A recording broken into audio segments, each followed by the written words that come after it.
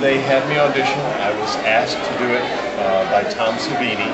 He had seen a movie I'd done before called Henry, Portrait of the Serial Killer, and he was kind enough to have me in for the audition. And somehow I managed to get it, and it was one of the more fabulous experiences of all time. Plus, ever since then, Tom and I have been lifelong friends. He's just a great, great guy, and I think a terrific director. And I've pretty much remained in touch with everybody. It was a lot of fun. Were you a fan of the original?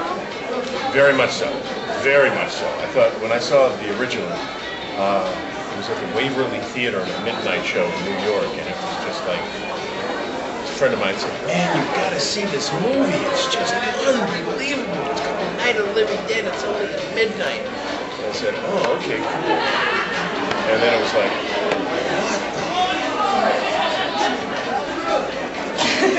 that is incredible. They did it for $3. That's the part that amazed me. I mean, it was really exquisite filmmaking, or well beyond the norm in terms of what you were accustomed to at that point in time. So yeah, it was fabulous. And because the original had a huge following, did you feel any pressure to nail it? I think everybody who did the film felt the same way. Yes, the original had a huge following, but the remake, the script of the remake, had so many pivotal changes. They strengthened the female character to the point that she actually was an impelling force within it. And once you have that sort of dynamic shift, everything else follows, and you get an opportunity to make something unique and individual. And that's what we were all committed to, making it our own. Which of your films would be your favorite to either act in or family to watch? Is there one? I love working so much. I think any movie that I've ever done is my favorite in one way or another. I think the stuff that probably has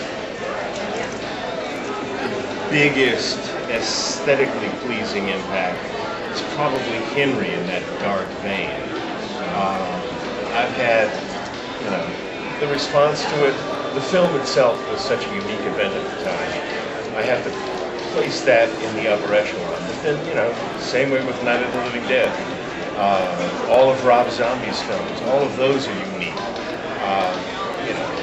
Working with Michael Mann on Miami Vice, it's an ongoing experience. I mean, I actually love doing comedy on television. Seinfeld, Drew Carey, Third Rock from the Sun, Malcolm in the Middle. Those movies. I can't say I have a favorite. I just love working. So are you a big horror movie fan yourself? Actually, I'm not of contemporary horror. Most horror now is slasher films, extreme violence where things are getting cut up and people are being eviscerated. My idea of a really great horror film is something like the original Haunting, the black and white version, 1966, 67. That's truly terrifying.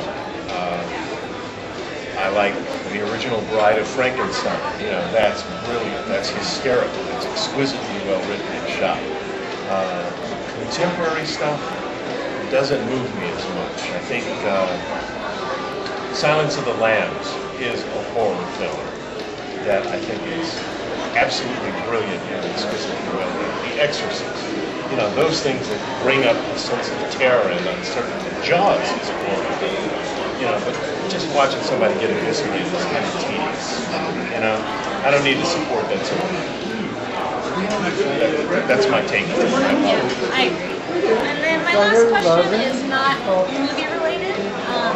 You were trapped on a desert island and you only could have one item, not food or water, that you had to have. What would it be? I think it would probably be a book. What book?